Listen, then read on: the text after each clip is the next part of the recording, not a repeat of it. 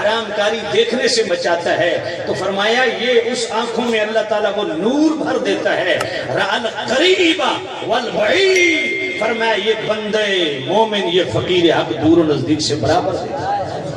فَإِذَا صَارَ ذَلِكَ النُّورُ یدن لہو، جب بندہ مومن ظلمت سے ہاتھ روک لیتا ہے، حرام کاری سے ہاتھ روک لیتا ہے، اور اپنی قوت لمسہ کی استعداد، صلاحیت، قابلیت اس کو دین کے کاموں میں صرف کرتا ہے، تو فرمایا اس کے یہ چھونے کی پاور کے اندر میں رب وہ نور بھر دیتا ہوں۔ جب اللہ کا نور آتا ہے تو امام فخر الدین رازی فرماتے ہیں قدر علی تصرف بسائر الظاہر والقریب والبعید، فرمایا معاملہ دور کا ہو یا نزدیک کا ہو، فقیر حق دور و نزدیک سے برابر تصرف کی قدرت رکھتا ہے۔ یہی وجہ ہے کہ مسجد نبوی کے منبر پہ حضرت فاروق اعظم کھڑے ہیں، حضرت امام بہقی نے دلائل النبوت کے اندر بھی لکھا، امام ابو نعیم نے بھی دلائل النبوت کے اندر لکھا، امام بغوی نے شرح السنہ کے اندر لکھا، امام عبدالرؤف مناوی نے جناب والا اپنے طبقات کے اندر بھی لکھا کہ حضرت عمر نے مسجد نبوی کے منبر پہ کھڑے ہو کے 1400 کلومیٹر دور نہاوند کے پہاڑوں کے بیچوں بیچ حضرت ساریہ کو پکارا جو لشکر اسلام کی کمانڈ کر رہے تھے، ان کے پیچھے سے جناب والا لشکر کفار جناب والا چڑھائی کر رہا تھا۔ حضرت عمر نے دوران خطبہ جمعے کا خطبہ دیتے ہوئے فرمایا یا ساریۃ الجبل، اے ساریہ پہاڑ، یعنی پہاڑ کی طرف سے مطلع کیا کہ پیچھے سے لشکر حملہ آور ہونے والا ہے۔ اشرف علی تھانوی دیوبندی جمال الاولیاء کے اندر حضرت عمر کے فضائل کے چیپٹر میں یہ واقعہ لکھ کے کہتا ہے کہ اسی مجلس کے اندر مولا علی تشریف فرما تھے۔ ایک شخص نے مولا علی کے کان میں کہا اے علی یہ عمر کو کیا ہو گیا ہے، دوران خطبہ کہاں ساریہ، کہاں خطبہ جمعہ؟ مولا علی نے فرمایا چپ کر، جہاں میرا عمر ہاتھ ڈالتا ہے کام پورا کر کے چھوڑتا ہے۔ اور غیر مقلدین نواز صدیق حسن خان بھوپالوی اس کی الشمامۃ العنبریہ اس کا صفحہ 63 کھولو، وہ کہتا ہے جس غار سے حضرت عمر کی آواز بلند ہوئی تھی نا، صدیوں بعد لوگ اس غار سے برکت لینے کے لیے جاتے رہے۔ میں نے کہا حضرت عمر کی صرف غار سے آواز بلند ہو تو صدیوں بعد برکتیں بھی ملتی ہیں۔ بتاؤ عرب کے نجدیوں اور عرب کے پالتو بر صغیر پاک و ہند کے نجدیوں، تمہارا باپ لکھتا ہے کہ حضرت عمر کی جس غار سے آواز بلند ہوئی صدیوں بعد بھی لوگ اس غار سے برکت لینے کے لیے جاتے رہے۔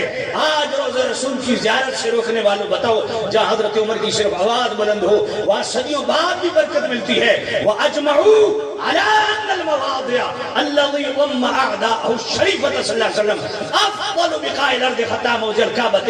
شارح بخاری امام کسرانی مواہب الدنیا، پوری امت کا اجماع ہے کہ جس مٹی کے ساتھ میرے نبی کا جسم لگا ہوا ہے یہ مٹی بیت اللہ سے بھی افضل اور اعلی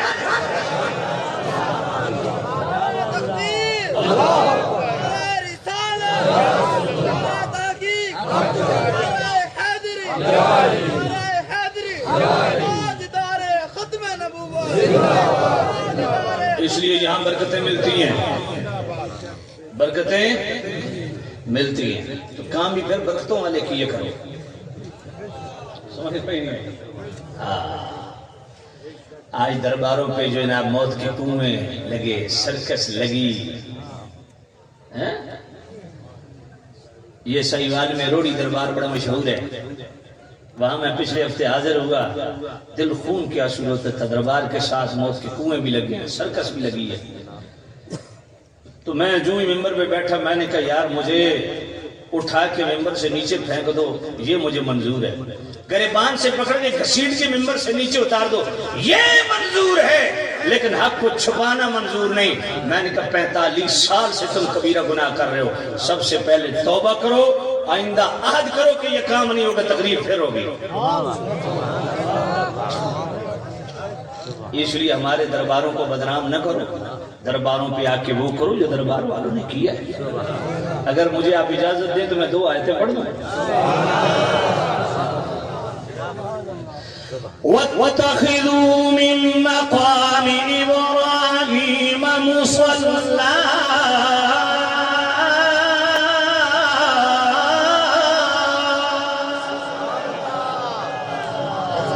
ماشاءاللہ اتنا بڑا اجتماع ہے، لیکن سبحان اللہ آپ کی مجھے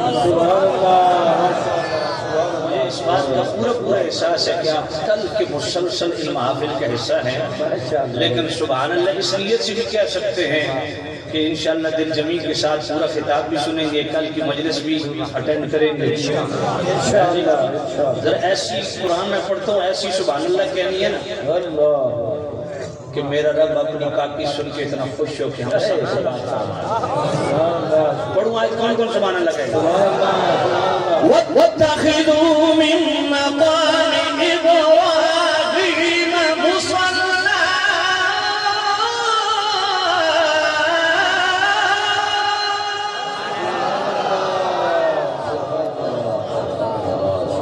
علی بھی وہ آواز نہیں ہے جو ہمارے چاہتے ہیں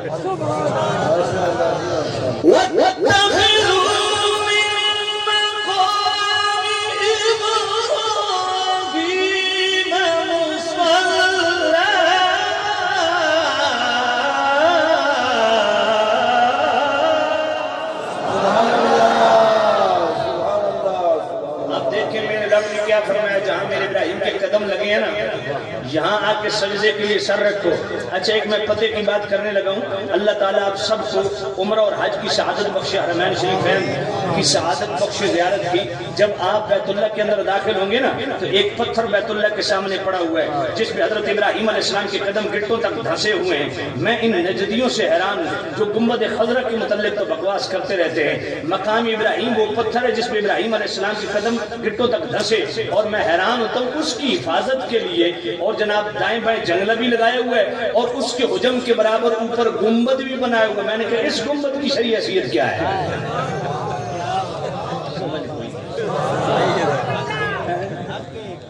مقام ابراہیم پہ جو تم نے گنبد بنایا ہوا ہے اس کی شرعی حیثیت کیا ہے؟ اللہ فرماتا ہے جہاں میرے ابراہیم کے قدم لگے ہیں یہاں کے بھنگڑے نہیں، یہاں دھمالے نہیں، یہاں موت کے کنویں نہیں، یہاں سرکس نہیں۔ فرمایا یہ یہاں کے وہی کرو جو میں ابراہیم نے کیا، میری عبادت کرو۔ اگر اجازت دے تو ایک آیت اور پڑھ دوں۔ وَقَالَ الَّذِينَ غَلَبُوا عَلَىٰ أَمْرِهِمْ لَنَتَّخِذَنَّ عَلَيْهِمْ مَسْجِدًا۔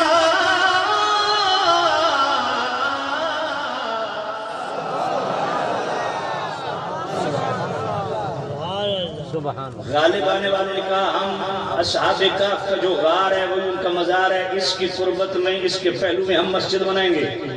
بھائی اس مزار کے قریب مسجد کیوں؟ جو جملہ تفسیر مدارک کا، وہی جملہ تفسیر مدری کا، وہی غلام اللہ خان نے جواہر القرآن میں لکھا یصلی فیہ المسلمون ویتبرکون بمکانہم، کہ مسجد نماز تو مسجد میں پڑھیں گے، برکت مزار سے۔ سبحان اللہ، سبحان اللہ۔ مجھے بتاؤ مزاروں پہ بھنگڑے، مزاروں پہ دھمالیں، مزاروں پہ موت کے کنویں اور سرکس لگانے والے پیروں سے میں پوچھنا چاہتا ہوں یہ ہر دربار کے ساتھ مسجد کیوں ہوتی ہے؟ سمجھ گئی؟ اس کا مطلب ہے اللہ والوں نے دھمالوں سے ولایت نہیں کمائی، اللہ والوں نے سرکس موت کے کنویں لگا کے رب کو نہیں کمایا۔ سبحان اللہ۔ مسجد کو آباد کرو، فرائض کی پابندی کرو، یہ کڑے پہننے سے، یہ ان چیزوں سے کوئی ولایت نہیں۔ بات پلے پڑی کہ نہیں؟ شریعت کی تابعداری لازم ہے، فرض کی ادائیگی لازم۔ پکڑو میں عرض کر رہا تھا امام ربانی مجدد الفسانی فرماتے ہیں، آپ اپنے مکتوبات شریف میں فرماتے ہیں کہ ایک وقت کا فرض 1000 سال کی نفلی عبادت پہ بھاری ہے۔ کیا میں نے عرض کیا؟ ایک وقت کا فرض 1000 سال کی نفلی عبادت پہ بھاری ہے۔ آپ عید کی نماز پڑھانے کے لیے گئے اور آپ نے دوران خطبہ ارشاد فرمایا کہ جب عید کی نماز پڑھنے آتے ہو تھوڑا میٹھا کھا لیا کرو، یہ نبی پاک کی سنت ہے۔ آپ فرماتے ہیں جو اس نیت سے عید کی نماز سے پہلے تھوڑا میٹھا کھا لے یہ حضور کی سنت ہے۔ اس سنت کی ادائیگی جو ہے یہ ہزاروں نوافل سے بہتر ہے۔ دیکھو امام ربانی مجدد الفسانی کے ہاں فرض کی اہمیت کیا ہے۔ اللہ اکبر۔ حضرت امیر کلال رحمت اللہ علیہ نقشبندیوں کی عظیم پیشوا رہنما حضرت امیر کلال رحمت اللہ علیہ عام ہستی نہیں، آپ مناسک کی حج بیان کر رہے ہیں۔ ایک بندہ بیچ میں دل میں سوچتا ہے عجیب بات ہے، مناسک کی حج تو اس سٹائل سے بیان کر رہے ہیں جیسے خود حج کر کے آئے ہوں، جیسے سارا منظر ان کے سامنے ہو، جیسا کہ بیت اللہ کو خود دیکھ رہے ہوں، خود حج پہ گئے نہیں اور مناسک کی حج کو اس انداز سے ڈسکس کر رہے ہیں۔ فقیر حق تھے نا امیر کلال، اٹھا دیا فرمایا کھڑو ہو ذرا میرے سر پہ نظر تو کر۔ سر پہ دیکھا تو بیت اللہ سر کے اوپر گھوم رہا تھا۔ یہ ہے حضرت امیر کلال رحمت اللہ علیہ۔ آپ فرماتے ہیں لوگوں اگر عبادات کرتے کرتے تمہاری کمر پیٹھ کبڑی ہو جائے اور تمہارا جسم کمان کے چلے کی طرح باریک ہو جائے پھر بھی مقصود کو نہیں پہنچو گے جب تک کہ اپنے تمام معمولات و عبادات بھی شریعت کی اتباع میں اور سنت کا نور اس میں نہ ہو۔ فرمایا شریعت پر استقامت کو یقینی بناؤ، عزیمت و سنت کا دامن مضبوطی سے پکڑو اور رخصت و بدعت سے گریز کرو، حدیث مصطفیٰ کو اپنا پیشوا بناؤ اور اخبار رسول اور اثار صحابہ کی ڈھونڈ میں لگے رہو۔ یہ